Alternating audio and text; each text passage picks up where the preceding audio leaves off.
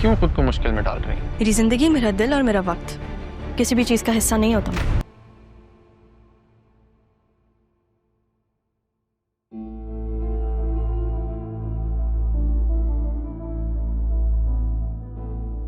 तो आप चाहती हैं कि कानून खुद आपके ऑफिस में आकर आपसे सवाल करे?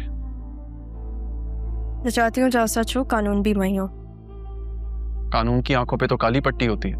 वो ये नहीं देखता कि आप कौन हैं, कहाँ बैठी हैं, सिर्फ सबूत चाहता है वो। सबूत तो मैंने भी मांगा था। आपको सबूत चाहिए तो आप कानूनी कार्रवाई करवाएं, कोई नहीं रोकेगा।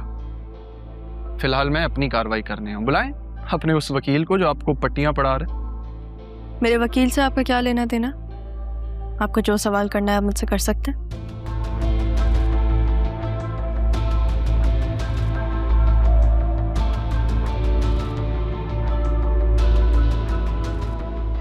पिछले 6 महीने की फाइनेंशियल स्टेटमेंट में जो डेवलपमेंट प्रोजेक्ट फंड है उसके कॉलम में इतनी बड़ी रकम कहाँ से आई? जमीन लेने के लिए एडवांस पेमेंट जरूरी थी, वरना वो जमीन हाथ से निकल जाती।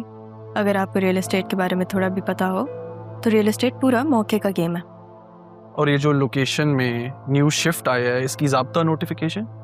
क्लॉज 7 अप्रूवल आपके ऑफिस से ही आया था। अगली बार जब मैं बुलाऊं ना तो मेरे ऑफिस आना होगा। तैयारी अच्छी की है, मानना पड़ेगा,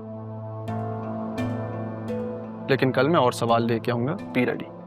कल की कल देखेंगे, और जहाँ तक आपके सवालों की बात है सारे जवाब मौजूद है मेरे पास। और अगर मेरे सवाल इन कागजों से बाहर हुए तो आपकी आंखों में आंखें डालकर जवाब दूंगी, क्योंकि मैंने कुछ ऐसा नहीं किया जिसकी वजह से मुझे नजर झुकानी पड़े।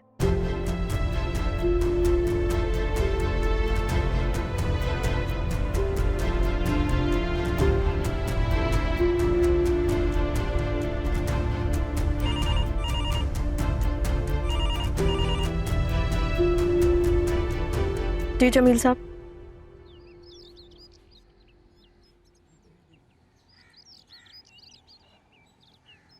सर मुझे समझ नहीं आ रहा मिस राहा जारियोन को क्यों बचाना चाह रही हैं। उन्होंने जो फाइल्स बनवाई हैं और मुझे लगता है उनके साथ कोई है जो उन्हें गाइड कर रहा है। लगता है बहुत तगड़ा वकील किया है जिसकी वजह से उन्हें इतना बूस्ट मिला है। बैरिस्टर रफीक ही हैं जो इस ऑफिस और सैफ साहब के सारे मामला देख रहे हैं, उनके अलावा कौन हो सकता है? नहीं सर, बैरिस्टर साहब तो अभी आए ही नहीं हैं। तुम्हें कैसे पता?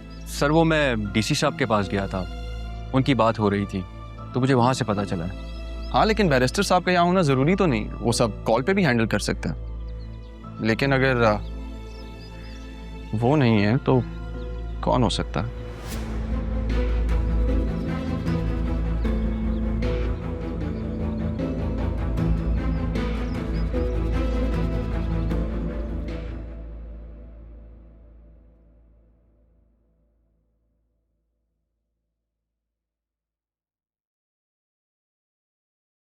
क्या बात है, आजकल बड़ा मुस्कुरा रहे हो?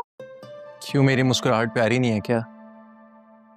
नहीं, पसंद है, बल्कि बहुत प्यारी है। वो लड़की जिसकी वजह से मेरा भाई मुस्कुरा रहा है।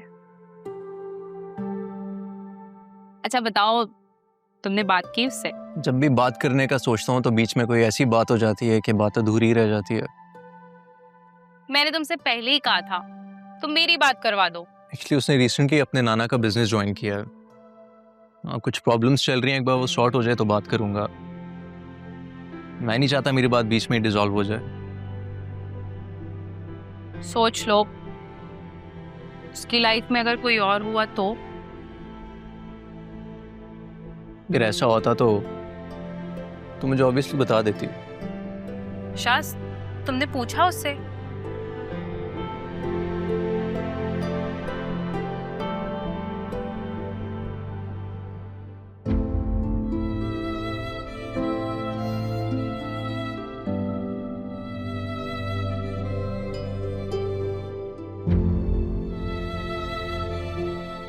बतूल,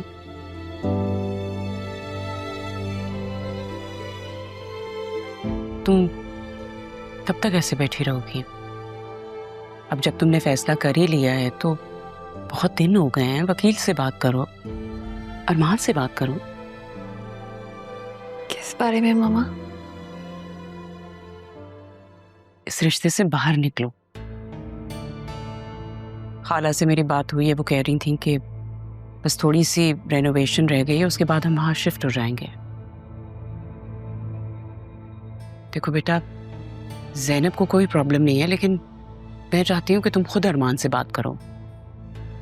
सब बात करती हूँ अरमान से, आजकल वो थोड़ा बिजी है। तो क्या हुआ? तुम ऑफिस चली जाया करो, घर से बाहर तो निकलो ना। तुमने तो खुद को घर में ही बंद कर लिया है। और अगर इस घर में इतना ही दिल लग गया है तो फिर ज़ैनब के साथ वक्त गुजारो, घरदारी सीखो। ठीक कह रही है मामा, मैं कोशिश करती हूँ। कोशिश नहीं करनी, अरमान को मनाना है। ये जो ज़रियून का चैप्टर है इसको बंद करो और अरमान की तरफ कदम बढ़ाओ। ओके?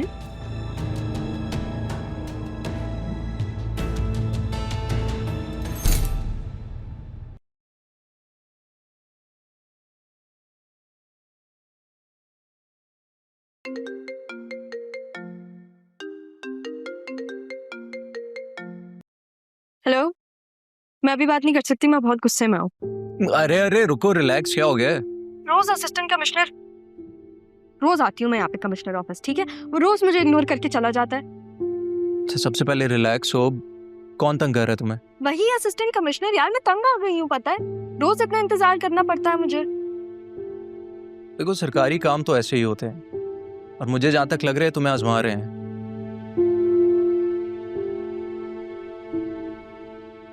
अच्छा, सब छोड़ो, take a deep breath and relax. देखो, कॉन्फिडेंट रहोगी तो तुम रियलाइज करोगी कि बिजनेस में कैसे प्रॉब्लम्स आ सकते हैं। इस चीज को तुम ऐसे समझ लो जैसे तुम्हारा कोई लर्निंग प्रोसेस चल रहा है। मैंने लॉयर से बात कर ली है, वो सब देख लेगा। फिलहाल तुम वापस ऑफिस जाओ और उनको कॉल करो कि वो आए। मैं समझ गई, थैंक यू। मुझसे बात करके थोड़ा रिलैक्स हो गया ना। कहो तो आ जाऊं? नहीं नहीं, आपको आने की ज़रूरत नहीं है, ये मेरी जंग है, मुझे अकेले लड़ना होगा। मैं वैसे भी परेशान नहीं करना चाहती। बाद में बात करते हैं, अल्लाह हाफ़िज़।